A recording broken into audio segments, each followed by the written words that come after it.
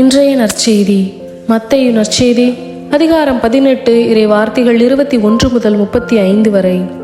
அக்காலத்தில் பேதுரு இயேசுவை அணுகி, ஆண்டவரே, என் சகோதரர் சகோதரிகளுள் ஒருவர் எனக்கு எதிராக பாவம் செய்து வந்தால் நான் எத்தனை முறை அவரை மன்னிக்க வேண்டும்? 7 முறை மட்டுமா என கேட்டார். அதற்கு இயேசு அவரிடம் கூறியது, 7 முறை மட்டுமல்ல, 70 தடவை 7 முறை என நான் உனக்கு சொல்கிறேன்.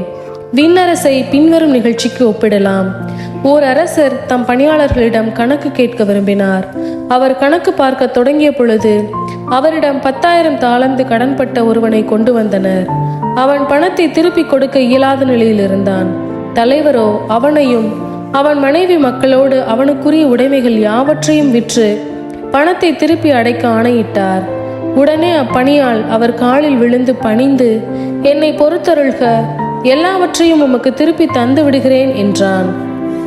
அப்பணியாளின் தலைவர் பரிவு கொண்டு அவரை விடுவித்து அவனது கடன் முழுவதையும் தள்ளுபடி செய்தார். ஆனால் அப்பணியாள் வெளியே சென்றதும் தன்னிடம் 100 தெனாரியம் கடன்பட்டிருந்த உடன்பணியாளர் ஒருவரை கண்டு, நீ பட்ட கடனை திருப்பித்தா என கூறி அவரை பிடித்து கழுத்தை நெரித்தான். உடனே அவனுடைய உடன்பணியாளர் காலில் விழுந்து, என்னை பொறுத்தொருள்க, நான் திருப்பி கொடுத்து விடுகிறேன் என்று அவனை கெஞ்சி கேட்டார். ஆனால் அவன் அதற்கு இசையாது கடனை திருப்பி அடைக்கும் வரை அவரை சிறையில் அடைத்தான். அவருடைய உடன்பணியாளர்கள் நடந்ததை கண்டபோது மிகவும் வருந்தி தலைவரிடம் போய் நடந்தவற்றை எல்லாம் விளக்கி கூறினார்கள். அப்போது தலைவர் அவனை வரவழைத்து, பொல்லாதவனே, நீ என்னை வேண்டிக் கொண்டதால் அந்த கடன் முழுவதையும் உனக்கு தள்ளுபடி செய்தேன்.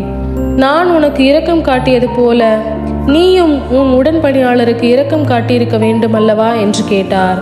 அத்தலைவர் சினங்கொண்டவராய் அனைத்து கடனையும் அவன் அடைக்கும் வரை அவனை வதைப்போரிடம் ஒப்படைத்தார்.